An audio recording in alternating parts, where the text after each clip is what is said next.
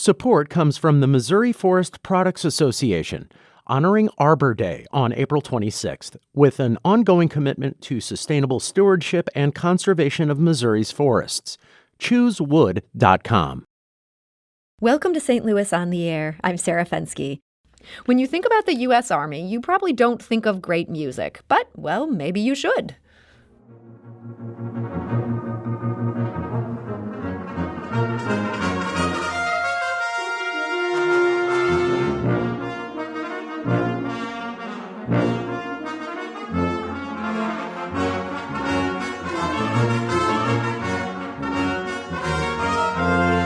And that is the 399th Army Band's Brass Quintet, better known as Mo Brass. And the trombonist for that ensemble is Specialist Joseph Murrell. He's based here in Missouri at Fort Leonard Wood, and he recently won some big honors. He is the U.S. Army Maneuver Support Center of Excellence Soldier of the Year.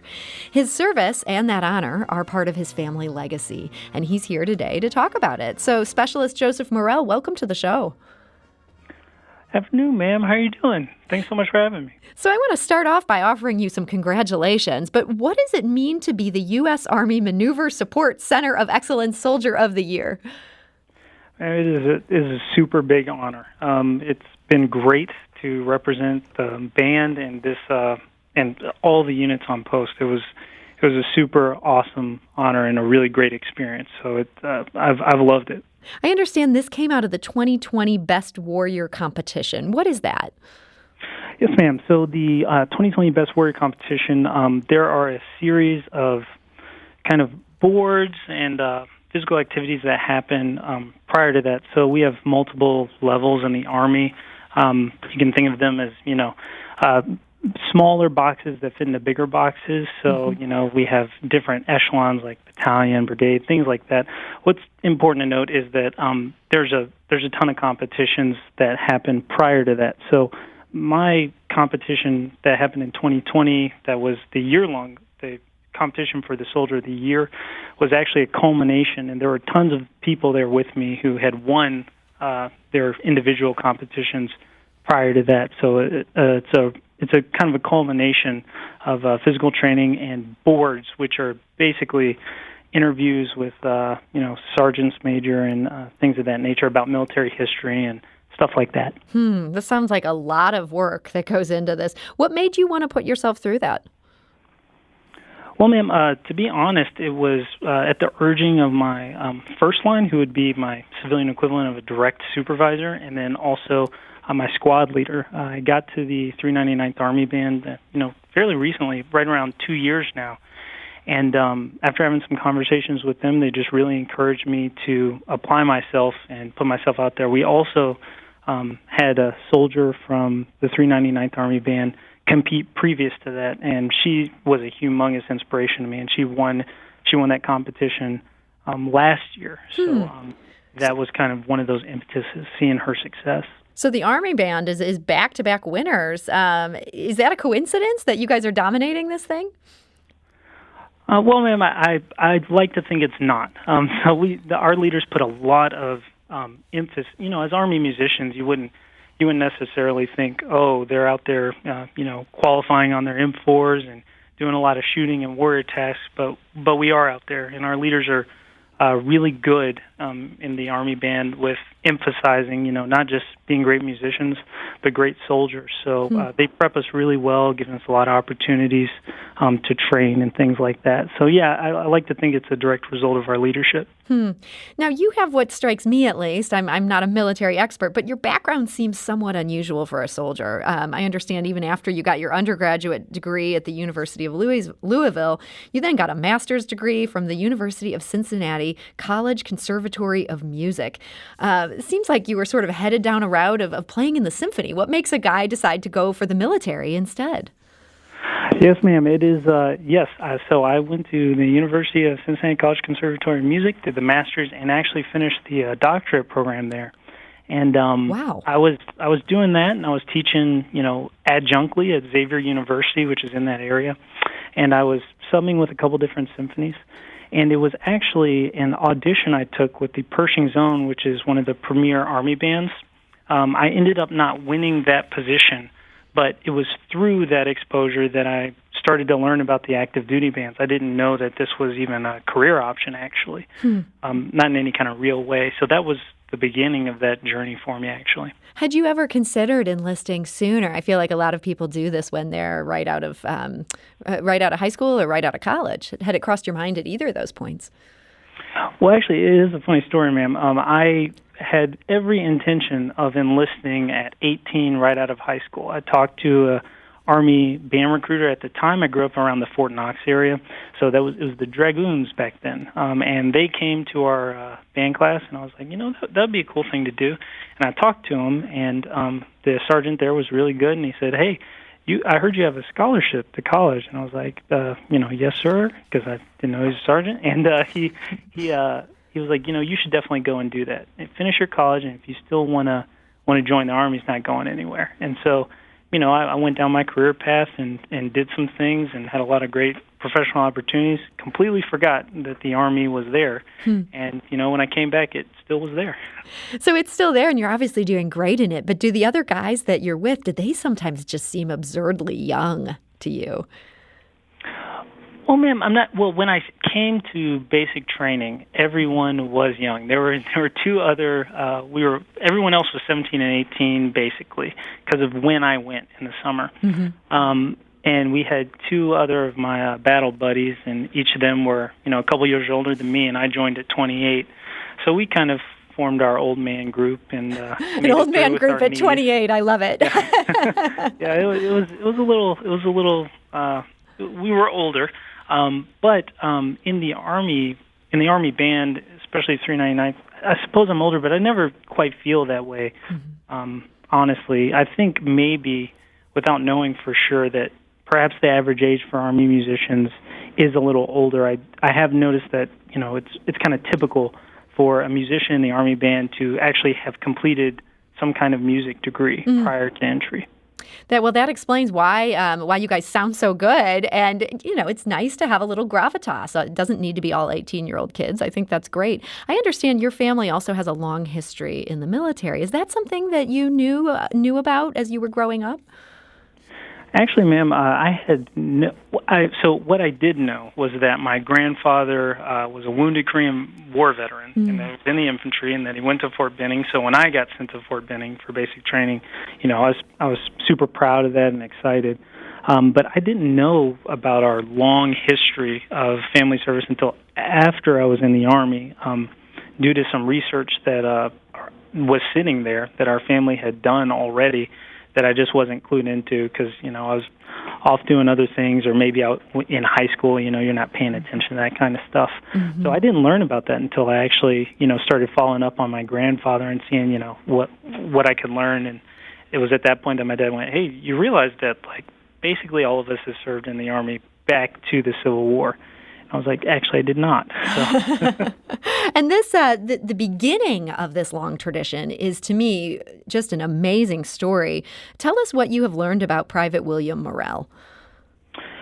Yeah, ma'am. So, Private William Murrell, he was born 1831 in Virginia, and he was actually a runaway slave. So he ran away from his plantation, and I believe he ran away to somewhere in Ohio. It's kind of hard to tell because he runs away and immediately joins the Union Army, the United States Colored Troop, 109th. And I believe they mustered a couple places, but one of those places they did muster was Louisville, Kentucky. So I'm not sure exactly where he ran away from, where he ran away to, because that's where he popped up.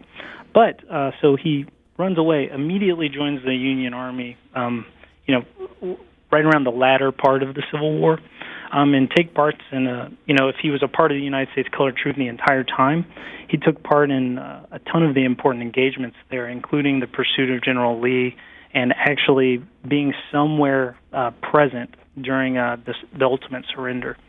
So, wow. Yeah, it's pretty crazy. Yeah, I mean, that's just an amazing story. Do you feel a connection to him and that service? I know it was so long ago, but I mean, that's quite a life story right there.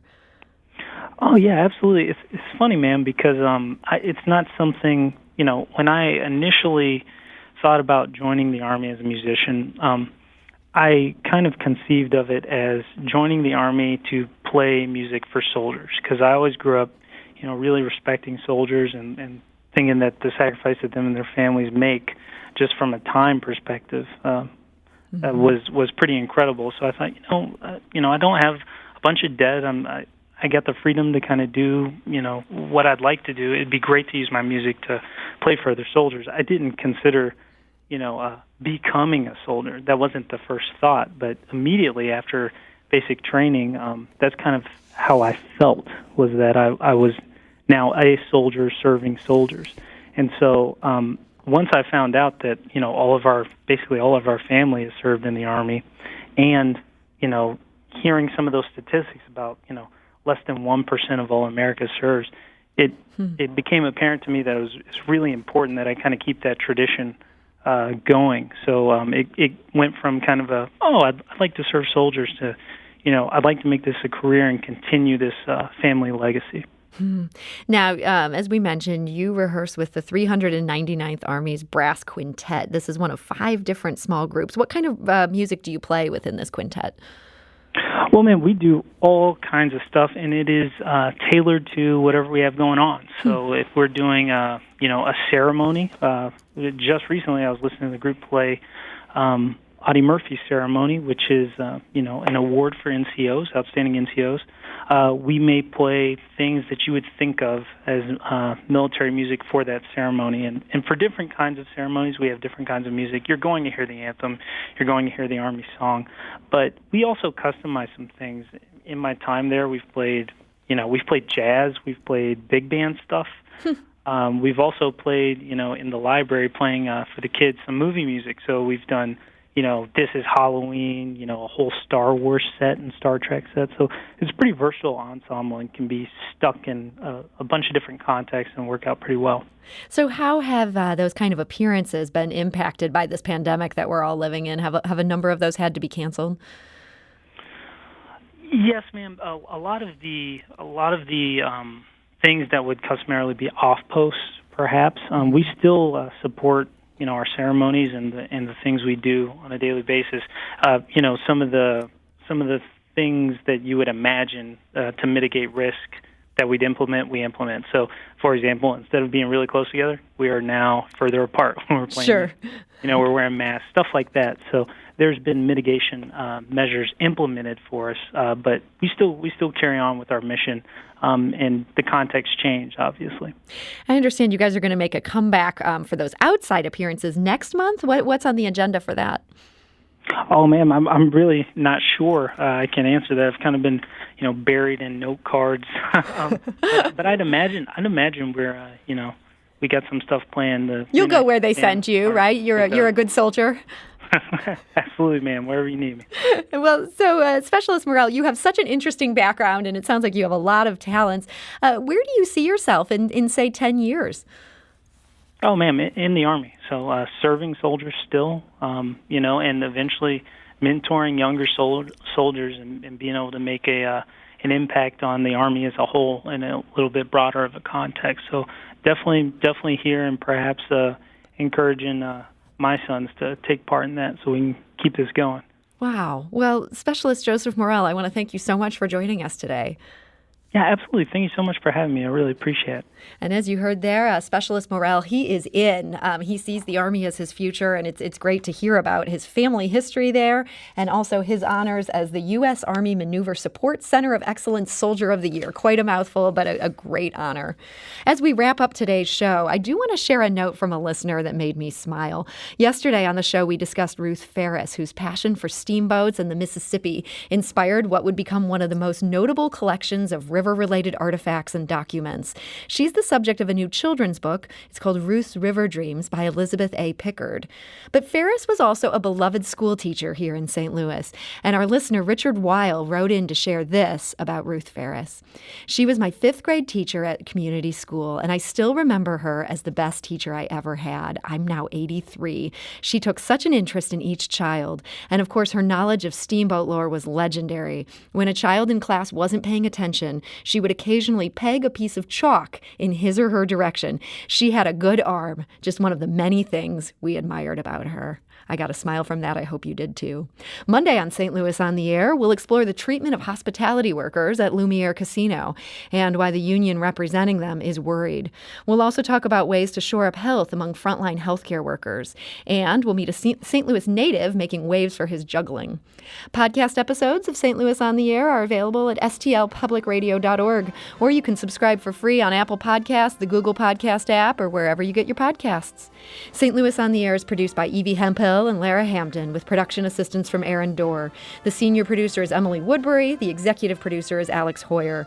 St. Louis on the Air is a production of St. Louis Public Radio, 90.7 KWMU. Thank you for listening. I'm Sarah Fensky.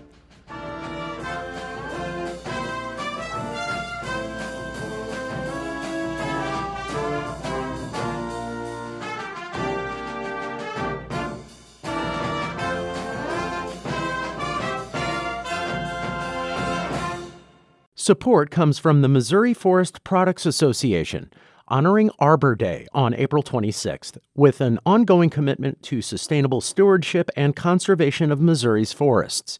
ChooseWood.com.